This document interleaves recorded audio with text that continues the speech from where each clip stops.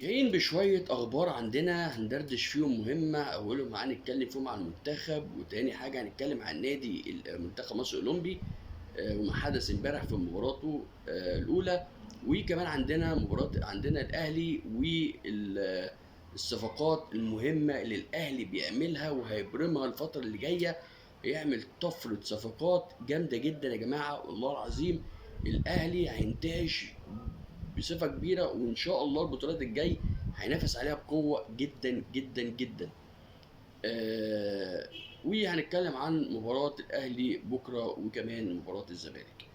نبدأ بأول حاجة عن المنتخب المصري واللي احنا شفناه امبارح من قلة بخت بأمانة يا جماعة، من قلة حيلة، من قلة. امتى نشوف منتخب مصر عندنا ولا شايفين خير في المنتخب الأولمبي ولا شايفين خير في المنتخب الكبير؟ يعني بجد يعني مفيش مسؤول عنده دم وعنده قيمة هيحسسنا ان احنا عندنا كورة، يحل شوية ويبص للمصلحة العامة مش يبص للمصلحة الخاصة.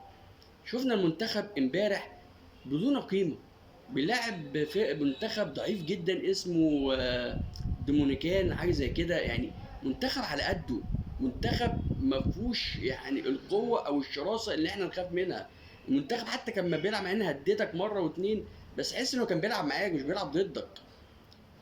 اما كان منتخبنا احنا بقى اللي المفروض يبقى اقوى، يعني حتى تاريخ المنتخب ده تاريخه مش قوي، يعني اول مره المنتخب ده يلعب في الاولمبياد. فبالتالي انت مش مقابل، امال هتعمل ايه مع اسبانيا؟ هتعمل ايه مع المنتخبات التانية لما انت تتعادل مع منتخب زي ده مش عارف تدخل هدف، ولا رايحين بمهاجم يخلص ولا يعني. ادي لعيبه الكبار، خدنا زيزو، يعني عشان ما حدش يقول لي هلاوي جاي على زيزو والكلام ده كله. خدنا زيزو، مفيش زيزو، مفيش فنيات زيزو، خلي ولا بقى ولا منتخب الكبير موجود ولا المنتخب ده موجود، عشان نبقى متفقين بس ما نقولش احنا جايين على زيزو. ابراهيم عادل الدنيا كانت بتكسر الدنيا عليه، ولا يخرج يلعب ماتش الاهلي، لا يدخل ما يخرجش منتخب ولا اكنه ليه اي 60 لازمه. وكمان اللعيب النني بقاله سنتين ما بيلعبش كوره، مع ان انا قلت امبارح ان ها يعني كان كويس مش وحش، بس بقاله كتير ما بيلعبش كوره مش هيفيدك. طيب انت ركزت، عشان بس اقول لكم انت ركزت مع الاهلي والزمالك وبيراميدز كمدير فني اخد منهم، ما ادكش الدنيا اسودت في عينك، طبشت في اي حد وخدت في اي حد ما خدش الاحتياجات اللي انت عايزها. انا ما اعرفش، انا مش فاهم يعني الاهلي والزمالك مدك ما في انديه الدوري عندها لعيبه كويسه مش وحش، وهتموت نفسها احسن من لعيبه الاهلي والزمالك وبيراميدز. هتبقى عايزه تظهر نفسها قدام الدنيا كلها ان انا موجود وانا فت معاك. زيزو ما عملش، ما فيش حتى اخر كقائد في الفريق، قائد حتى يحرك الفرقه مش موجود. ابراهيم عادل مش موجود. فين عندك المصري فيه لعيبه كويسه، وعندك وعندك يا راجل ده عمر الساعي اللي الناس بتخبط الدنيا كلها وبتكسر الدنيا عليه وبيتخانقوا عليه دلوقتي، ما خدتوش. خدت النني ومحمود صابر عندك اللي مكسر الدنيا اكتر ما بتلعبوش، ولعبت النني. انا مش فاهم انت مدير فني ايه بالظبط؟ يعني انت مدير فني واخد مركز قبل كده مش عارف فضيه ولا برونزيه مع منتخب البرازيل في الاولمبياد، فين ده؟ انا ما شفتش مدير فني امبارح في فكر بيطلع لعيب من نفس المركز وبيدخل نفس المركز، ما فيش حتى حاجه كده عملها تركايه، عملها حاجه في المنتخب. جبت هنا جبت هنا ده، طلعت باك نزلت مهاجم، مفيش. لا، شلت مهاجم نزلت مهاجم، شلت باك نزلت باك، شلت نص ملعب نزلت نص ملعب. مفيش اي خطه، مفيش اي فنيات، مفيش اي حاجه، قرف قرف.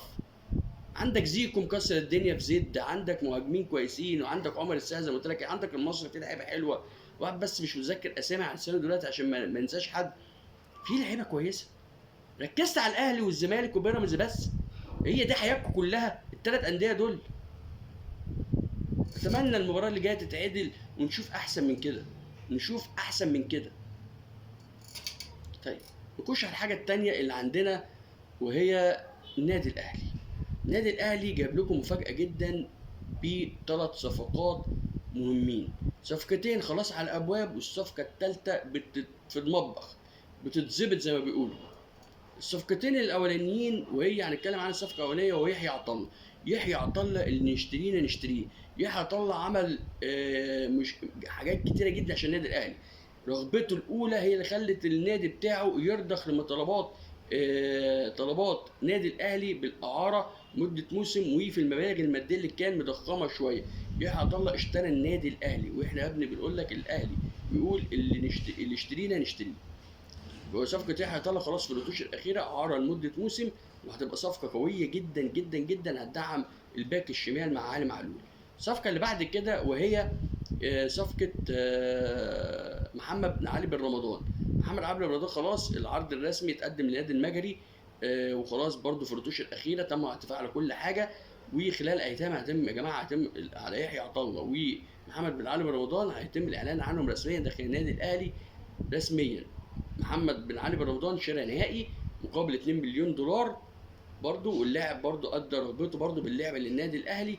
وخلاص الدنيا بتتقفل دلوقتي، خلاص الورق بيتظبط يعني ان يتم الاعلان عنه خلال ساعات. الصفقه بقى الثالثه اللي انا شايفها ما تقلش اهميه عن الصفقتين الاولانيين، والانديه كمان بتخانق عليها، هو صفقه عمر الساعي. عمر الساعي يا جماعه عمل طفره كبيره جدا مع الموسم ده مع النادي الاسماعيلي، ولعب نص ملعب كواليتي عالي قوي قوي قوي. اللي ما اتفرجش عليه لا يتفرج على الفيديوهات ويشوفها. عمر الساعي لو في الاهلي زي كواليتي امام عاشور، زي كواليتي السوليه، زي كواليتي محمد مجدي قفشه، لا هيعمل طفره كمان مع محمد علي بن رمضان، هيعمل طفره كبيره في نص الملعب، يبقى اهلي. لو رجع النادي الاهلي فعلا والصفقه نجحت هيبقى من اقوى نص ملعب في افريقيا كلها النادي الاهلي. فعمر الساعي خلاص الخطيب طبعا اتكلم رسميا مع رئيس نادي الاسماعيلي وتم الاتفاق على كل حاجه. وكمان رغبه اللاعب اكدت عن ان هو عايز يلعب للنادي الاهلي، ودلوقتي دخل فيها امير توفيق خلاص مع اداره الاسماعيلي بحيث ان ينهوا كل الاجراءات. وربنا يستر على امير توفيق يعني ويكمل الصفقه على خير. ولكن تدخل الخطيب خلص يجي 50 60% من الصفقه، وكمان زي ما قلت لكم رغبه اللاعب. ده بالنسبه للثلاث لاعب، طبعا زائد طبعا المهاجم اللي الاهلي بيخلص فيه زي ما قلت لكم متكتم عليه. يمكن اللعيبه دي احنا بنتكلم عنها عشان معروفه خلاص. اما المهاجم الاهلي مكتم عليه 100%. مفيش واحد عنده معلومه، لاكبر اعلامي، لاكبر ناقد رياضي، لاكبر واحد على السوشيال ميديا، مفيش واحد يعرف المهاجم ده مين اللي جاي. اسامي كلها بتطرح، ولكن النادي الاهلي هو الوحيد اللي مقفل في الموضوع ده جدا جدا جدا عن المهاجم. وطبعا بعد صفقه كمان مدافع الدحيل القطري طبعا اللي جه، طبعا في كلام على سفر او احتراف محمد عبد المنعم. وكمان في عندنا اياد العسقلاني كمان حاجته في مشكله زي ما قلت لكم في عقده قبل كده، ان ما يحقش يجي يلعب في مصر. الاسماعيلي اللي حاطط العقد ده ما يحقش يلعب في مصر الا بعد سنتين، يرجع مصر يلعب الا بعد سنتين، ده شرط في عقده النادي الاسماعيلي عامله. فطبعا في كلام مع نادي الاسماعيلي ان يتم التفاوض على الايه، على البند ده، وده عسكري ما عندوش مشكله يرجع على النادي الاهلي. برضه الصفقه دي لو تمت هيبقى خط دفاع النادي الاهلي اقوى. حتى لو محمد عبد المنعم خرج للاحتراف، برضه مدافع الدحيل القطري مع اياد العسقلاني هيبقى برضه دفاع النادي الاهلي خير، مع ياسر ابراهيم، مع طبعا رامي ربيعه هيبقى موجود.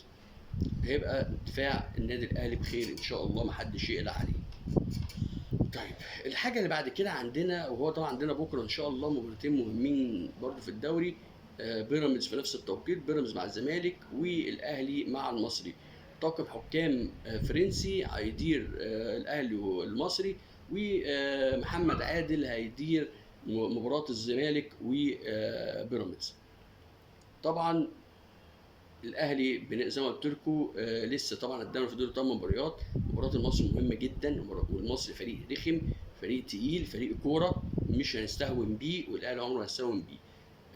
وان شاء الله الاهلي مركز. طبعا النهارده مروان عطيه بعد دخلته وبنحييه جدا على الموقف الرجولي ده، دخل في القايمه لمباراه بكره، بعد كمان ما مستر كولر صمم على وجوده. الراجل ما اتاخرش، دخلته كانت امبارح، دخل في معسكر ودخل في تمرين النهارده عشان مباراه بكره. وكمان بسبب ان نادي الخلود السعودي عمل مشكله كبيره مع اداره النادي الاهلي، وصمم ان اللاعب المفروض يسافر النهارده او بكره باقصى حد، يسافر عشان يلحق معسكر الفريق الخلود السعودي. وصمم على كده. ما كان المفروض الاهلي يستناه لحد مباراه، بعد مباراه يوم الاثنين كمان سيراميكا كليوباترا، ان الاهلي يخليه موجود ويستأذن من نادي الخلود، ولكن نادي الخلود رفض. عشان كده كمان مستر كولر لغى اجازه مروان عطيه بسبب الجواز، والراجل ارضخ للموضوع ده بحبه ورجاء للنادي الاهلي، ورجع على المعسكر بعد خروج. شكرا مروان عطيه على رجولتك. وكمان عندنا مباراه زي ما قلت لكم الزمالك بكره، ما تقلش اهميه. اتمنى ان نلاقي كوره حلوه. سيبك بقى من قصه تفويت. هنفوت المباراه. شوفوا انت بتلعب باسم نادي الزمالك.